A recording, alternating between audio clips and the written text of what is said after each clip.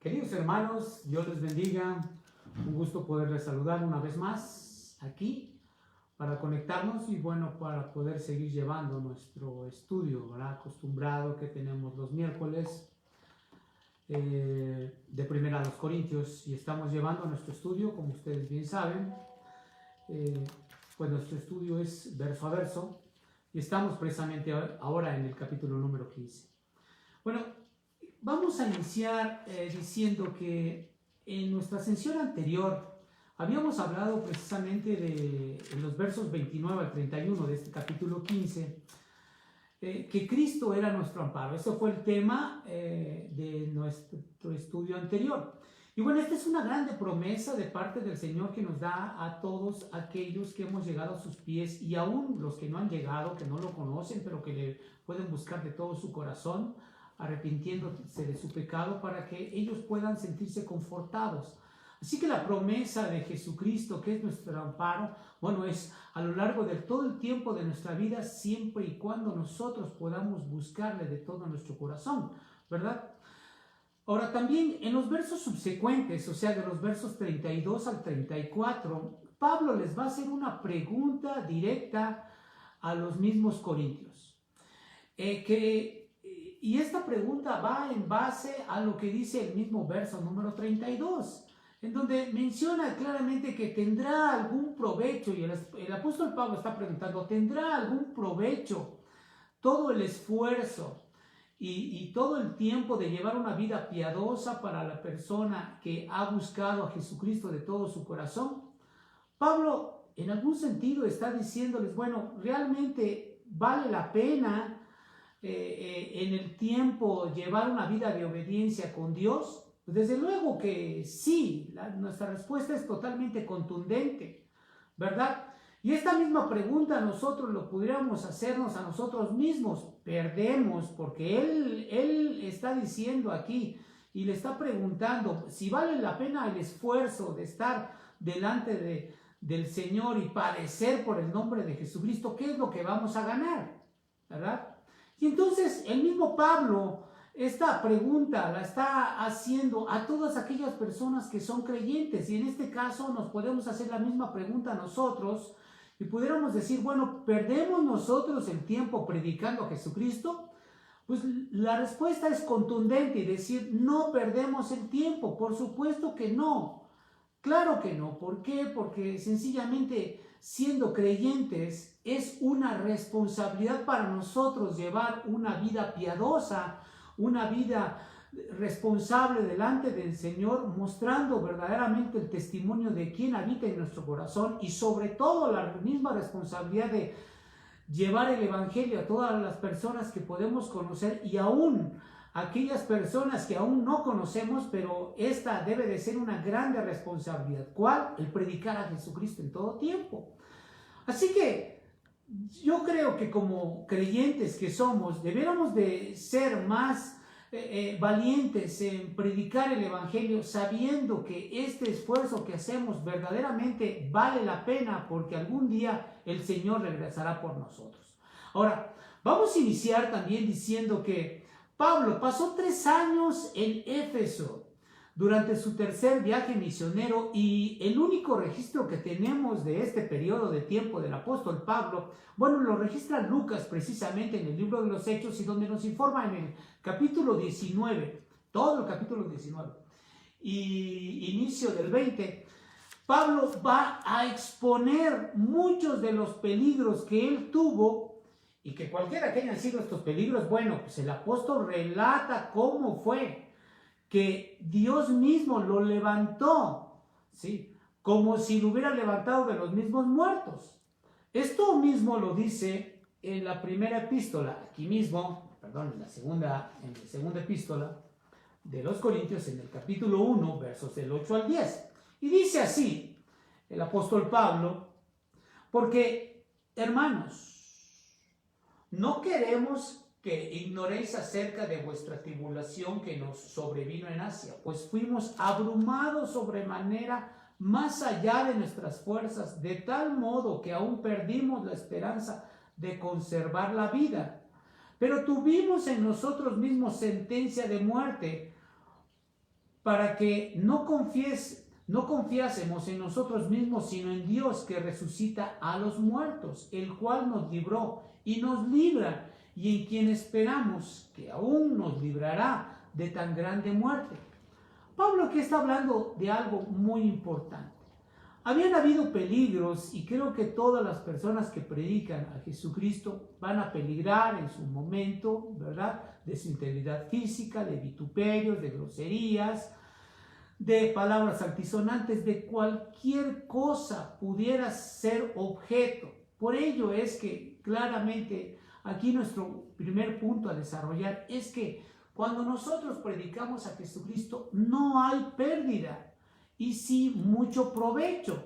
Por lo que dice precisamente el verso número 32 de este mismo capítulo 15, donde Pablo, si bien menciona el peligro al que estuvo expuesto, y así lo menciona en el verso 32, dice claramente ahí: si como hombre batallé en Éfeso contra fieras, ¿qué me aprovecha? ¿Cómo debiéramos de tomar precisamente esta oración? ¿De forma afirmativa, de forma literal, de forma figurada? Es difícil considerar que Pablo pudiera haber sobrevivido al ataque de fieras salvajes en el Coliseo de Éfeso, puesto que ahí también había un coliseo, puesto que era una ciudad bajo el imperio o bajo el dominio del imperio romano. Entonces, también pudiéramos considerar que Pablo en 2 Timoteo 4:17 menciona claramente que él fue librado de las fauces de un león, esto mostrando algo de forma figurada, como si él mismo, por haber predicado el evangelio, fuera condenado a muerte. Pero él, como un ciudadano romano, y déjenme decirles que la ley romana no podía haber permitido que un ciudadano romano fuera arrojado directamente a los leones, y Pablo, siendo un ciudadano romano, bueno, pues definitivamente no pudo haber sido arrojado a los leones, porque de haber sido arrojado a los leones, en todo caso, hubiera perdido su ciudadanía como romano. Así que cuando él estuvo preso en Cesarea, ¿verdad? Pablo apeló a César en base a su ciudadanía romana, y esto provocó que él fuera llevado directamente hasta Roma. Así lo expone el libro de los Hechos en el capítulo 25, verso 11. Y entonces se puede decir que todo esto, ¿sí?, de vivir bajo las fauces de un león, vivir bajo fieras, bueno, pues aquí el apóstol Pablo está mostrando algo que él sentía en su corazón bajo la opresión que tenía alrededor de tantas personas que no querían que se predicara el evangelio. Esta misma idea la vivió un discípulo del apóstol Juan llamado Ignacio de Antioquía en el segundo siglo, quien fue capturado precisamente por predicar el evangelio, y él escribe claramente al pie de la letra y dice así: desde Siria a Roma vengo luchando con las fieras por tierra y por mar, de noche y de día atado que voy a 10 leopardos, es decir, un pelotón de soldados. Aquí está mostrando algo este hombre de forma figurada, de lo cual siempre habrá impedimento y oposición para exponer el mensaje del evangelio, de la salvación y de la obra del Señor Jesucristo, ¿verdad? ¿Por qué? Porque habrá personas, habrá impedimentos, habrá barreras que siempre impidan predicar abiertamente de Jesús como Salvador. Y esto desde luego que en todo tiempo, en toda latitud, en toda generación, siempre va a suceder. Así que podemos ver claramente que Pablo aquí, él entabló una lucha, pero no precisamente contra fieras salvajes, sino contra los mismos seres humanos que trataban de oponerse a Dios y a su propia palabra, y que buscaban agredir, ¿sí?, ya no solamente verbalmente, sino físicamente al mismo apóstol Pablo. Tan es así que llevó muchas veces el ser condenado a muerte. El mismo verso 32, mis queridos hermanos, Pablo va a dar a entender que si por predicar a Jesucristo ha sido objeto de abuso verbal y de físico, bueno, pues ¿qué le aprovecha? O sea, ¿de qué ha servido todo este tiempo? Y cualquiera pudiera preguntar, caray, pues yo he predicado a Cristo tanto tiempo, yo he estado en el ministerio tanto tiempo, y sin embargo sigo en la misma condición, y aparte ha sido peor mi condición económica, física y lo que sea. Bueno, aquí mucha gente se pudiera quejar, pero realmente el provecho no lo tenemos en esta tierra, sino que el provecho lo tendremos en el reino de los cielos cuando Él nos llame directamente a su presencia. Así que el apóstol Pablo, hacía este esfuerzo y veía que valía la pena sencillamente. ¿Por qué? Porque tenía la plena certidumbre, la plena seguridad que algún día Él iba a venir a resurrección, y que su resurrección de su alma estaba prometida directamente por el Señor y Salvador Jesucristo. Entonces Pablo aquí está reflexionando claramente sobre su propia vida, de cómo Dios lo ha guiado y lo ha llevado a cabo a lo largo de todo el tiempo que él fue escogido para predicar el Evangelio, y también para llevar el ministerio de Jesucristo a los gentiles.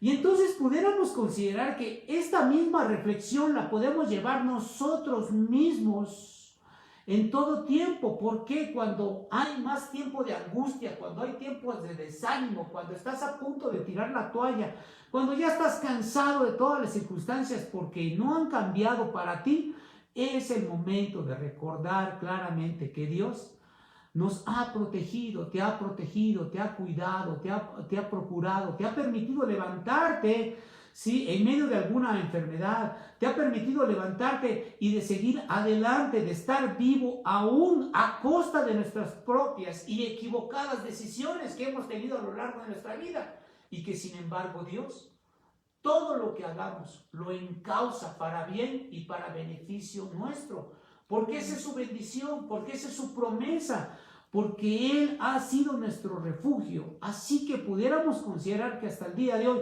no hay ninguna pérdida en que tú y yo podamos predicar el Evangelio. Por el contrario, tenemos mucha ganancia y es de mucha utilidad para nosotros. Y esto nos debe de llevar a considerar que debemos de tener un consuelo de saber que Dios está ahí siempre para nosotros. ¿Por qué?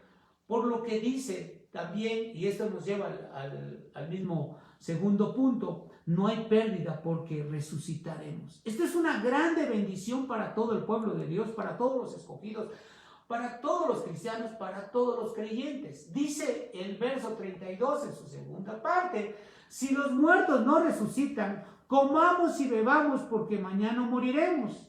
Pablo en algún sentido lo está diciendo de forma sarcástica. Si los muertos no resucitan, bueno, lo cual que no es cierto, puesto que sí resucitaremos en un tiempo postrero, puesto que Jesucristo nos dio la promesa de resucitar y Él ya resucitó de los mismos muertos, ¿verdad? Entonces, dice aquí, y vuelvo a repetir, ¿verdad?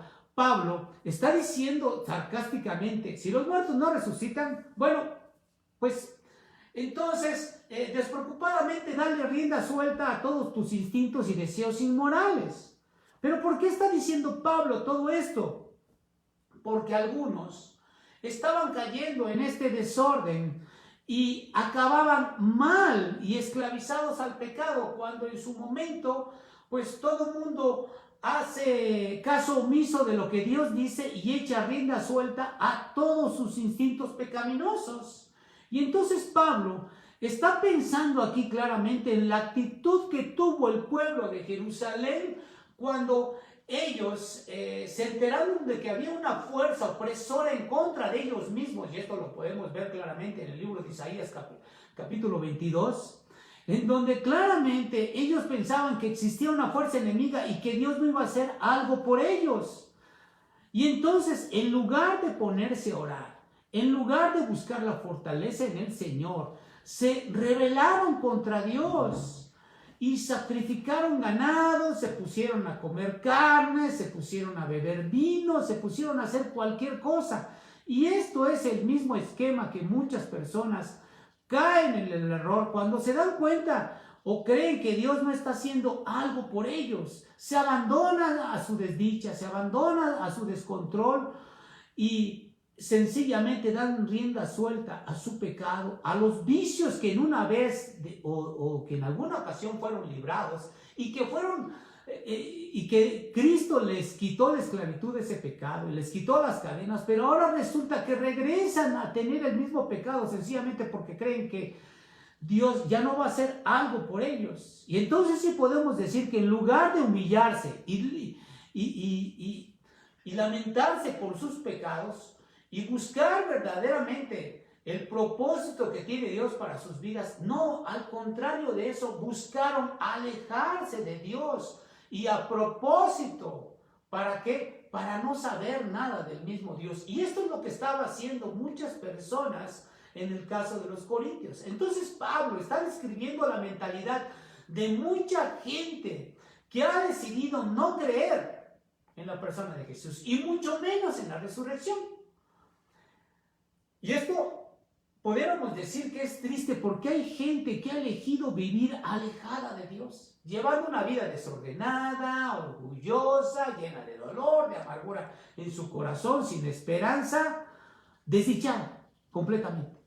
¿Por qué? Porque su orgullo es más grande que cualquier necesidad que pudieran tener ellos y no son capaces de reconocer a Jesucristo como su Salvador, quien les puede librar de cualquier esclavitud, que les puede ayudar a salir adelante, quien puede reordenar su propia vida.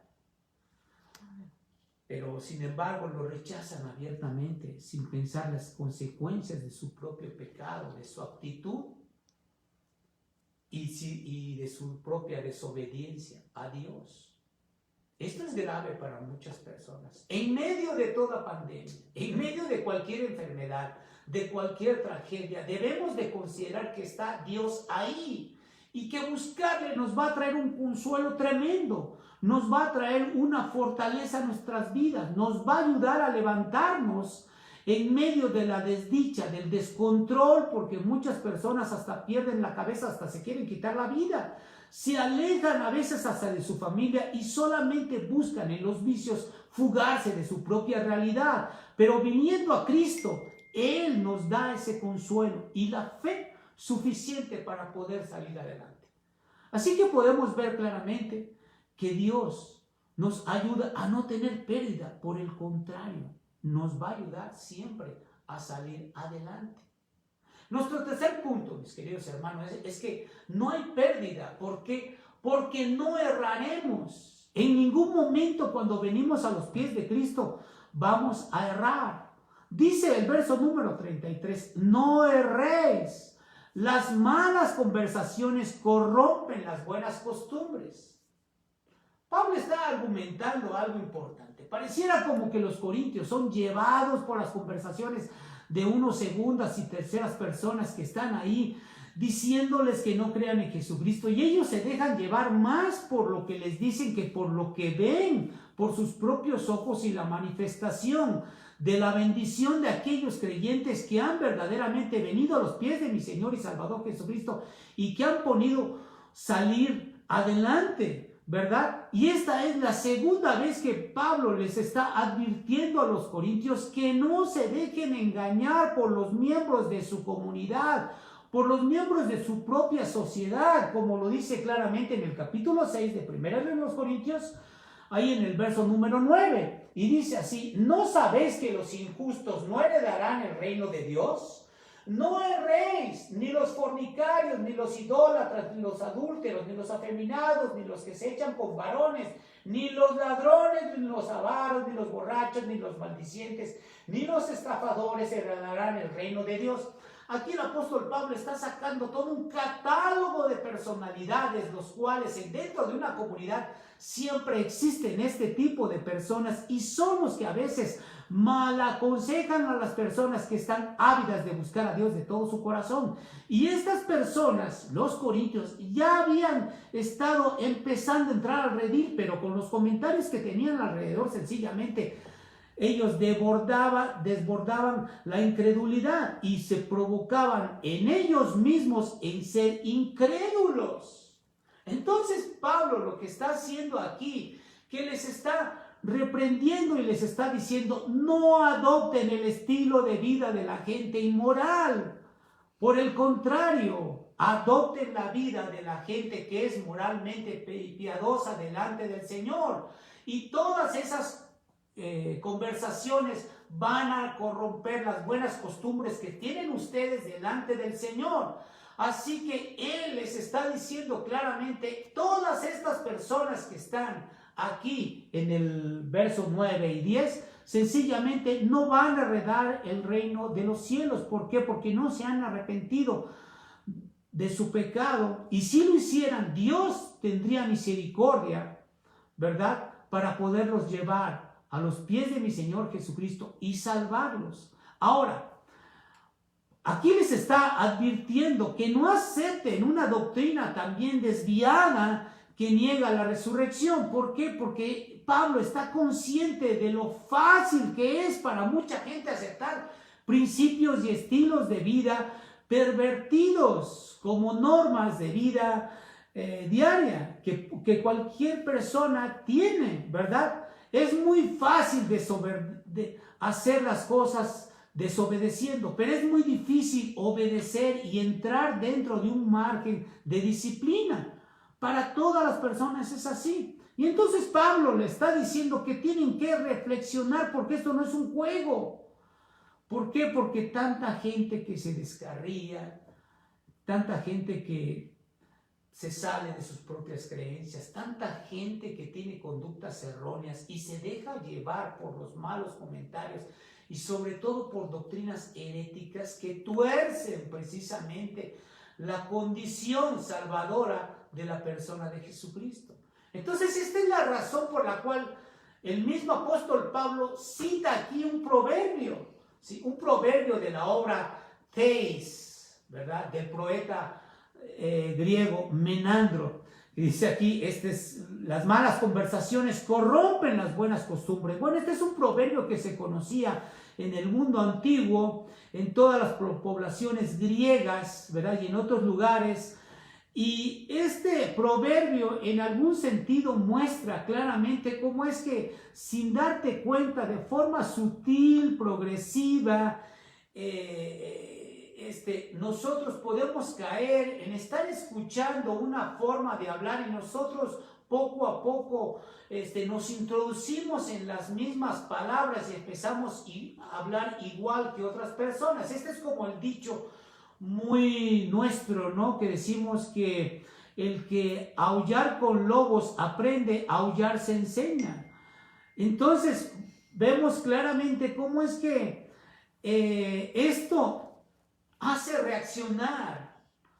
Y aquí el apóstol Pablo les está mostrando que todos, desde ese entonces hasta el día de hoy, no debemos de relacionarnos con malas compañías, con personas que hablan con palabras altisonantes, con personas que tienen una baja moral, con personas que son maldicientes. Entonces esto nos lleva a correr un riesgo de adoptar el lenguaje profano, grosero, que corrompe el carácter de una persona piadosa, que es íntegra y que es pulcra como tú y como yo.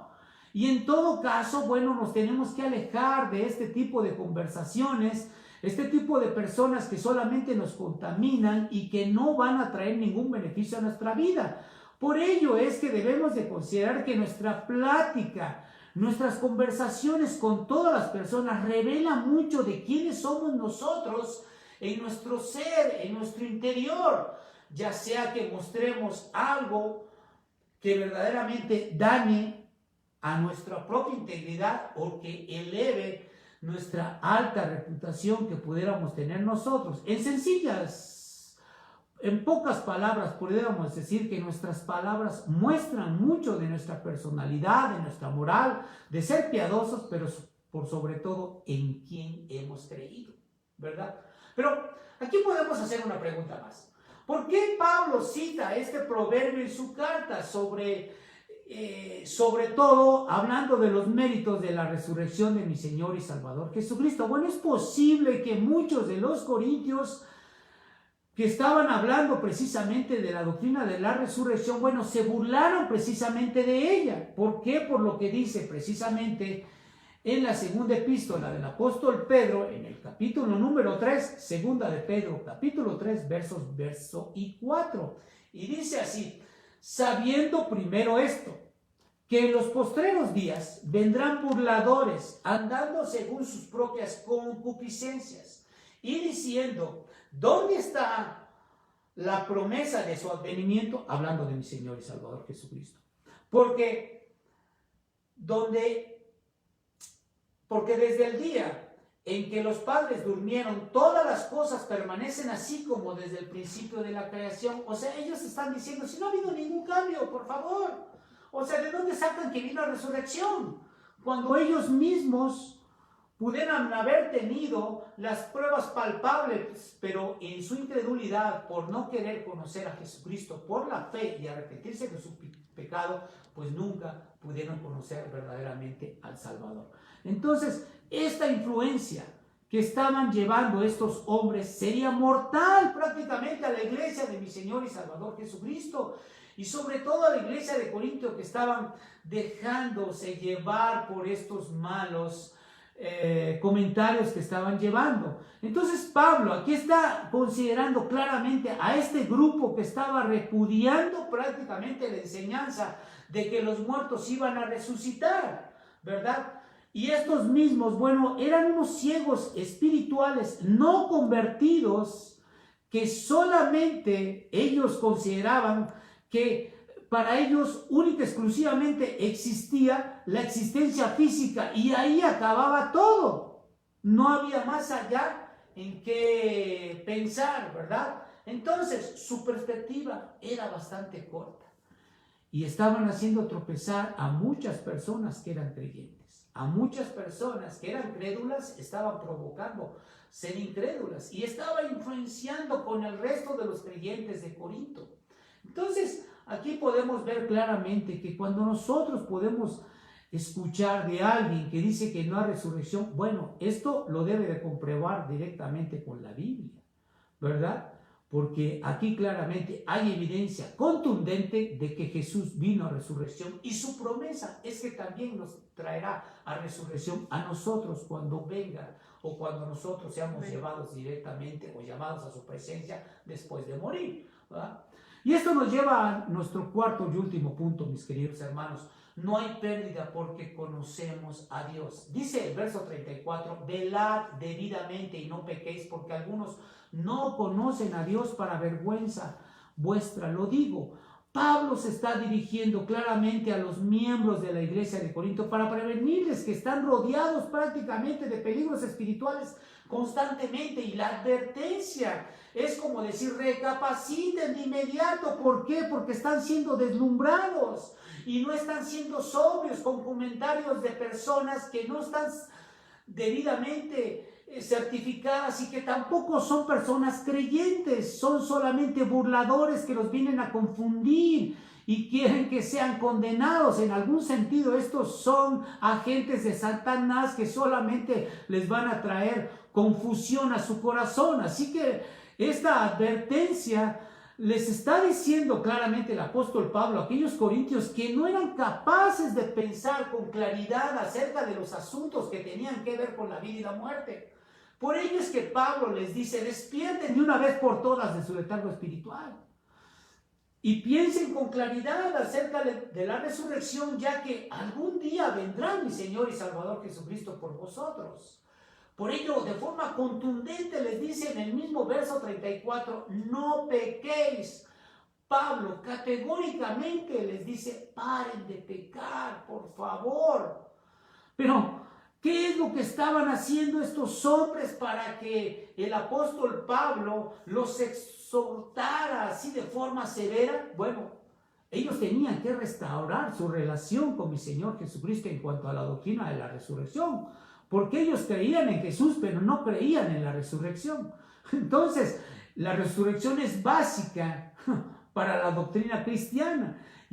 Y entonces, en todo caso, si ellos seguían dudando de esta doctrina, bueno, se estaban metiendo en un profundo problema y una drástica crisis espiritual para ellos, porque si dudaban de este dogma de fe básico de la doctrina cristiana, bueno, estaban empezando a abandonar a Dios, escogiendo vivir en ignorancia. Y entonces el apóstol Pablo aquí también en el verso 34, por último, les dice, porque algunos no conocen de Dios. O sea, si ellos no estaban reconociendo la resurrección, es porque tampoco conocían al Señor, ¿verdad? Y esa es la razón de la exhortación del apóstol Pablo. ¿Por qué razón? Porque ellos tenían una idea general de Dios, sabían que existía, pero no le conocían y por ello negaban la resurrección. Y es el caso de muchas personas. Creen en Dios, creen que existe, pero no le conocen de forma personal, porque no tienen comunión con Él. No han llevado un encuentro personal con Jesucristo, ¿verdad? Como dice claramente Mateo 22, verso 29, Jesús le decía a los fariseos, erráis, ignorando las escrituras y el poder de Dios. Y estos corintios, sin darse cuenta, estaban vistos por el apóstol Pablo y por otros creyentes, ¿verdad? Que eran iguales a los paganos, que se mostraban ignorantes, llenos de concupiscencia, llenos de pecados, y no sabiendo quién era precisamente Dios, el Dios de los cielos. Por ello el apóstol Pablo dice, para vergüenza vuestra lo digo. Pablo, al final del verso 34, les dice, los quiero desafiar, miembros de la congregación de Corintio, a que consideren varias cosas. Primero, que le den valor a la resurrección. Segundo, que se alejen de las falsas enseñanzas de los falsos maestros. Tercero, que vivan en santidad de acuerdo a los designios de Dios.